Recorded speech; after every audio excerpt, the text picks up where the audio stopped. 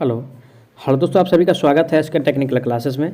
तो चलिए दोस्तों, आज T2 में एक्सेप्टेड क्वेश्चन 2023 का डीसी जनरेटर के पार्ट 2 पे बात किया जाएगा। इससे पिछला वाला पार्ट आप लोग नहीं देखे हैं तो सारा पार्ट आप लोगों को प्लेलिस्ट में मिल जाएगा, वहाँ से जाकर के सारा वीडियो को देख लीजिएगा T2 में पास होना है। तो चलिए आज का सबसे पहला प्रश्न से स्टार्ट करते हैं। आज का सबसे पहला प्रश्न दिया हुआ है, उच्च धारा के लिए डीसी जनरेटर में कौन सी वाइंडिंग प्रयोग की जाती है, यानी कि उच्च धारा के लिए कहा रहा है, ठीक है, यानी कि उच्च करंट के लिए, ठीक है, उच्च यानी कि करंट के लिए।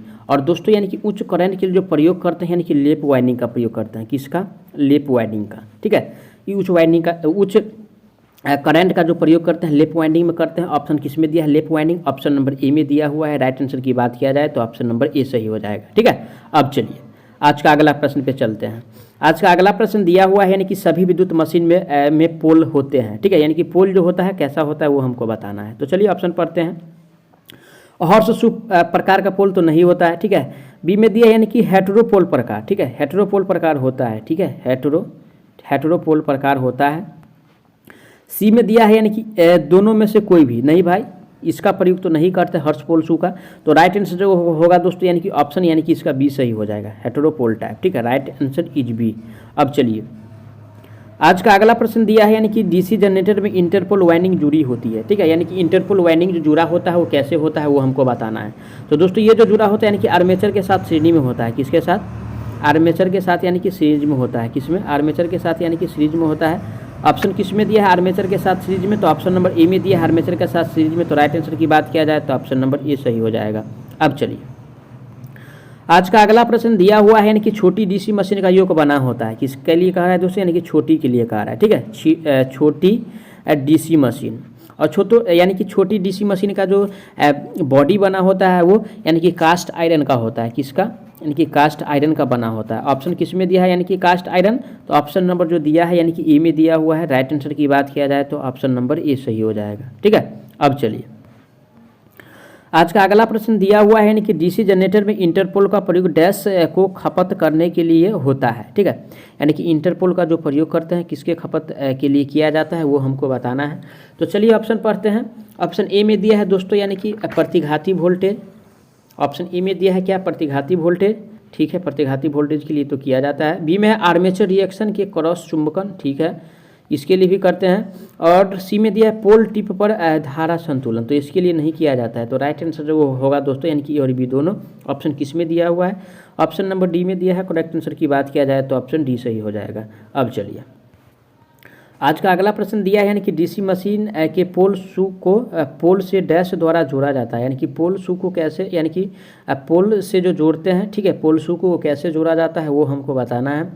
तो चलिए ऑप्शन पढ़ते हैं। ऑप्शन ए में दिया है दोस्तों यानी कि वेल्डिंग करके, तो वेल्डिंग करके तो नहीं जोड़ते हैं। बी में है सोल्डिंग करके भी नहीं जोड़ा जाता है दोस्तों। इसको जो जोड़ा जाता है यानी कि काउंटर संक स्क्रू के द्वारा जोड़ा जाता है। किसके द्वारा? काउंटर संक स्क्रू, ठीक है, काउंटर संक यानी कि स्क्रू के द्वारा यानी कि जोड़ा जाता है। ऑप्शन किस में दिया हुआ है ऐसा? ऑप्शन जो दिया हुआ है यानी कि सी में दिया हुआ है। राइट आंसर की बात किया जाए तो ऑप्शन सी हो जाएगा। अब चलिए आज का नेक्स्ट प्रश्न दिया है, यानी कि डीसी मशीन के पोल बनाए जाते हैं, ठीक है, यानी कि डीसी मशीन का पोल, डीसी मशीन का यानी कि पोल जो बनाया जाता है कैसे यानी बनाया जाता है वो हमको बताना है। तो चलिए ऑप्शन पढ़ते हैं। ऑप्शन ए में दिया है दोस्तों यानी कि कास्ट आयरन का, तो इसका तो बना होता ही है। बी में दिया है कास्ट स्टील का, इसका भी होता है। सी में दिया है रोल्ड स्टील का, तो दोस्तों पोल रोल्ड स्टील का नहीं बनाते हैं, ठीक है, बॉडी बनाया जाता है लेकिन पोल नहीं बनाते हैं। तो राइट आंसर ए और बी दोनों किस में दिया हुआ है? तो ऑप्शन नंबर डी में दिया है। करेक्ट आंसर की बात किया जाए तो ऑप्शन नंबर यानी कि डी सही हो जाएगा, ठीक है। अब चलिए आज का अगला प्रश्न दिया है, डीसी मशीन में उत्तेजन कुंडली लपेटी जाती है, ठीक है, यानी कि उत्तेजन कुंडली जो लपेटा जाता है वो कहाँ लपेटा जाता है वो हमको बताना है। तो चलिए ऑप्शन पढ़ते हैं, यानी कि उत्तेजन कुंडली जो लपेटते हैं कहाँ लपेटते हैं। ऑप्शन ए में दिया आर्मेचर स्लॉट में, तो आर्मेचर स्लॉट में तो लपेटते नहीं है, ठीक है। चलिए अगला ऑप्शन पढ़ा जाए। अगला ऑप्शन दिया है यानी कि आर्मेचर पोल में। किस में? आर्मेचर पोल में। तो दोस्तों इसको यानी कि आर्मेचर पोल में लपटा जाता है। किसमें? आर्मेचर यानी कि पोल में, ठीक है, आर्मेचर पोल में यानी कि लपटा जाता है। तो ऑप्शन किस में दिया हुआ है? ऑप्शन नंबर जो दिया हुआ है दोस्तों यानी कि किस में दिया हुआ है? यानी कि बी में दिया हुआ है। राइट आंसर की बात किया जाए तो ऑप्शन बी सही हो जाएगा। अब चलिए आज का अगला प्रश्न दिया है, यानी कि डीसी जनरेटर के फील्ड पोल तथा आर्मेचर को पटलित डैश को कम करने के लिए किया जाता है, ठीक है। जो पटलित किया जाता है किसको कम करने के लिए करते हैं, तो दोस्तों यानी कि पटलित जो करते हैं यानी कि ईडी करंट को कम करने के लिए, किसको, यानी कि ईडी करंट को कम करने के लिए, ठीक है, कम करने के लिए इसको पटलित किया जाता है। ऑप्शन किस में दिया हुआ है ऐसा, ऑप्शन नंबर यानी कि सी में दिया हुआ है। राइट आंसर की बात किया जाए तो ऑप्शन सी सही हो जाएगा। अब चलिए आज का नेक्स्ट प्रश्न दिया हुआ है, डीसी जनरेटर की फील्ड कुंडली बनी होती है, ठीक है, कौन सा, फील्ड कुंडली, ठीक है, फील्ड कुंडली जो यानी कि बना होता है किसका बना होता है वो हमको बताना है। तो चलिए ऑप्शन पढ़ते हैं। ऑप्शन ए में दिया हुआ है दोस्तों यानी कि कॉपर का, तो कॉपर का तो बना ही होता है, एकदम होता है कॉपर का बना फील्ड कुंडली। तो राइट आंसर जो होगा दोस्तों यानी कि ऑप्शन ए सही हो जाएगा। कौन सा, ऑप्शन नंबर ए सही हो जाएगा। अब चलिए आज का अगला प्रश्न दिया है, यानी कि बिना इंटरपोल के डीसी मशीन में कम्यूटेशन को सुधारने के लिए ब्रश शिफ्ट का कोण होना चाहिए, यानी कि शिफ्ट का कोण जो होना चाहिए कितना होना चाहिए सुधारने के लिए वो हमको बताना है। तो चलिए ऑप्शन पढ़ते हैं। लोड के साथ परिवर्तित एकदम होना चाहिए, बी में है यानी कि नियत तो एकदम नहीं होना चाहिए, सी में है शून्य भी नहीं होना चाहिए, डी में तो इनमें से कोई नहीं, तो इसका कोई फैक्ट ही नहीं है। तो राइट आंसर जो होगा दोस्तों यानी कि लोड के साथ परिवर्तित होना चाहिए। ऑप्शन किस में दिया है, ऑप्शन ए में दिया है, राइट आंसर ए हो जाएगा। अब चलिए आज का अगला प्रश्न दिया हुआ है, यानी कि पोल शू में लगी कंपनसेटिंग वाइंडिंग का कार्य होता है, यानी कि कंपनसेटिंग वाइंडिंग का जो कार्य है क्या होता है वो हमको बताना है। तो दोस्तों यानी कि इसका जो कार्य होता है यानी कि क्रॉस चुंबकीकरण को कम करता है। ऑप्शन किस में दिया है, ऑप्शन नंबर ए में दिया है। तो राइट आंसर जो होगा दोस्तों ऑप्शन नंबर ए सही हो जाएगा। अब चलिए आज का अगला प्रश्न दिया हुआ है, यानी कि डीसी जनरेटर में इंटरपोल की ध्रुवता होती है, यानी कि इंटरपोल का जो ध्रुवता होता है वो कैसे होता है वो हमको बताना है, ठीक है। तो चलिए ऑप्शन पढ़ते हैं। ऑप्शन ए में दिया है यानी कि हमेशा एन, तो नहीं भाई एन तो नहीं होता है, हमेशा एस भी नहीं होता है। तो दोस्तों ये जो होता है यानी कि आगे वाले पोल की तरह होता है, कैसे, यानी कि आगे वाली पोल की तरह होता है, आगे वाला पोल की तरह होता है। ऑप्शन किस में दिया हुआ है, ऑप्शन नंबर सी में दिया हुआ है। राइट आंसर की बात किया जाए तो ऑप्शन सी हो जाएगा। अब चलिए आज का अगला प्रश्न दिया है, यानी कि यदि क्रॉस फील्ड जनरेटर में पोल की संख्या 2 है तो इंटरपोल की संख्या क्या है, किस क्या पूछ रहा है दोस्तों, क्रॉस फील्ड जनरेटर में पूछ रहा है, ठीक है, क्रॉस फील्ड में। ध्यान से पढ़िए क्वेश्चंस। तो दोस्तों अगर यानी कि यहाँ पे देखिए, अगर यहाँ पे अगर 2 है तो इसका दोगुना कर दीजिए, यहाँ पे अगर 2 है तो इसका दोगुना कितना हो जाएगा, यहाँ पे 2 है तो इसका दोगुना यानी कि 4 हो जाएगा। अगर यहाँ पे 3 रहता तो इसका दोगुना क्या हो जाता, यानी कि 9 हो जाता। यहाँ पे 4 होता तो इसका यानी कि दोगुना कितना होता, यानी कि 16 हो जाता। तो इस तरीका से अगर क्वेश्चंस आए तो यानी कि टिक करना है, क्वेश्चंस को ध्यान से समझिए। तो राइट आंसर जो होगा दोस्तों 2 दिया है तो इसका यानी कि 4 हो जाएगा। ऑप्शन किस में दिया है, ऑप्शन नंबर बी में दिया है, राइट आंसर बी हो जाएगा। अब चलिए आज का अगला प्रश्न दिया हुआ है, यानी कि कंपनसेटिंग कुंडली का उपयोग डीसी मशीन में डैश कम करने के लिए किया जाता है, यानी कि कंपनसेटिंग कुंडली का जो प्रयोग करते हैं किसको कम करने के लिए करते हैं वो हमको बताना है।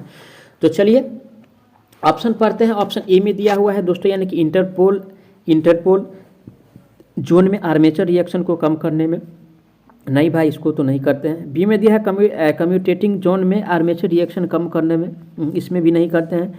सी में दिया है पोल फेज में आर्मेचर रिएक्शन को कम करने के लिए, तो दोस्तों यानी कि पोल फेज में आर्मेचर रिएक्शन को कम करता है ये। तो राइट आंसर जो होगा दोस्तों ऑप्शन नंबर यानी कि सी सही हो जाएगा। कौन सा, सी हो जाएगा। अब चलिए आज का अगला प्रश्न दिया है, कंपनसेटिंग कुंडली का उपयोग यानी कि डीसी मशीन में डैश कम करने के लिए किया जाता है, ठीक है, यानी कि तो यानी कि सेम ही क्वेश्चन है। तो राइट आंसर जो होगा दोस्तों यानी कि इसका सी सही हो जाएगा, ठीक है। अब चलिए आज का अगला प्रश्न दिया है, डीसी मशीन में ध्रुवता बदली जा सकती है, यानी कि डीसी मशीन में जो ध्रुवता बदलेंगे कैसे बदलेंगे वो हमको बताना है। तो दोस्तों यानी कि ध्रुवता यानी कि पोल बदलने के लिए, ठीक है, या तो फील्ड धारा की दिशा बदलकर बदल सकते हैं, क्या, यानी कि फील्ड धारा की दिशा को बदलकर, फील्ड यानी कि करंट की दिशा को बदलकर बदला जा सकता है। ऑप्शन किस में दिया हुआ है, ऑप्शन यानी कि बी में दिया हुआ है। तो राइट आंसर की बात किया जाए तो ऑप्शन नंबर बी सही हो जाएगा। अब चलिए अगला प्रश्न दिया हुआ है आज का, यानी कि डीसी मशीन में कंपनसेटिंग कुंडली में चालक की संख्या होती है, यानी कि कंपनसेटिंग कुंडली में जो चालक होता है उसका संख्या कितना होता है वो हमको बताना है। तो चलिए ऑप्शन पढ़ते हैं। ऑप्शन ए में दिया आर्मेचर कंडक्टर से अधिक, आर्मेचर कंडक्टर से अधिक नहीं होता है, आर्मेचर कंडक्टर से कम होता है, ठीक है, कि क्या होता है, यानी कि आर्मेचर, ठीक है, आर्मेचर यानी कि कंडक्टर से यानी कि कम होता है। ऑप्शन किस में दिया, आर्मेचर कंडक्टर से कम, ऑप्शन नंबर जो दिया हुआ है यानी कि बी में दिया हुआ है। तो राइट आंसर की बात किया जाए तो ऑप्शन नंबर बी सही हो जाएगा। अब चलिए आज का अगला प्रश्न दिया है डीसी मशीन का योग, यानी कि डीसी मशीन का योग जो होता है कैसा होता है वो हमको बताना है। योग का मतलब क्या, उसका यानी कि बॉडी। तो चलिए ऑप्शन पढ़ते हैं। ऑप्शन ए में दिया है दोस्तों यानी कि हमेशा पटलित होता है, तो ऐसा तो नहीं होता है। बी में दिया है पटलित नहीं होते हैं, ठीक है, यानी कि डीसी मशीन का योग जो होते हैं पटली नहीं होते, ठीक है। बी में पटलित हो भी सकते और नहीं भी, ऐसा नहीं है भाई, एक ही ना होगा। डी में दिया है यह वोल्टेज रेटिंग पर निर्भर करता है, ऐसा नहीं है दोस्तों, ये पटलित नहीं होता है, ठीक है। तो राइट आंसर जो होगा दोस्तों ऑप्शन नंबर यानी कि बी सही हो जाएगा। कौन सा, बी सही हो जाएगा। अब चलिए आज का अगला प्रश्न दिया हुआ है डीसी जनरेटर में इंटरपोल वाइंडिंग होती है, यानी कि इंटरपोल वाइंडिंग जो होता है वो कैसा होता है वो हमको बताना है। किसमें, डीसी यानी कि डीसी जनरेटर में इंटरपोल वाइंडिंग जो होता है कैसा होता है वो हमको बताना है। तो चलिए ऑप्शन पढ़ते हैं। ऑप्शन ए में दिया है दोस्तों पतले तार के अधिकतर नहीं भाई, इंटरपोल में ऐसा नहीं होता है। इंटरपोल में दोस्तों यानी कि मोटे तार, ठीक है, यानी कि मोटे तार के कम टर्न, मोटे तार के यानी कि कम टर्न का होता है। ऑप्शन किस में दिया है, ऑप्शन नंबर यानी कि बी में दिया हुआ है। राइट आंसर की बात किया जाए तो ऑप्शन नंबर बी सही हो जाएगा। अब चलिए आज का अगला प्रश्न दिया है इंटरपोल का एमएमएफ समानुपाती होता है, ठीक है, यानी कि इंटरपोल का जो एमएमएफ होता है किसके समानुपाती होता है। तो दोस्तों यानी कि एमएमएफ जो समानुपाती होता है यानी कि आर्मेचर करंट का, ठीक है, आर्मेचर यानी कि करंट का। ऑप्शन किस में दिया है, आर्मेचर करंट का। तो ऑप्शन नंबर जो दिया हुआ है यानी कि ए में दिया हुआ है। राइट आंसर की बात किया जाए तो ऑप्शन नंबर ए सही हो जाएगा। कौन सा, option number A is the right answer on this question. अब चलिए आज का अगला प्रश्न दिया है डीसी मशीन में आर्मेचर में एमएमएफ की वेव फॉर्म होती है, ठीक है, यानी कि आर्मेचर में जो एमएमएफ का वेव फॉर्म होता है वो कैसा होता है वो हमको बताना है।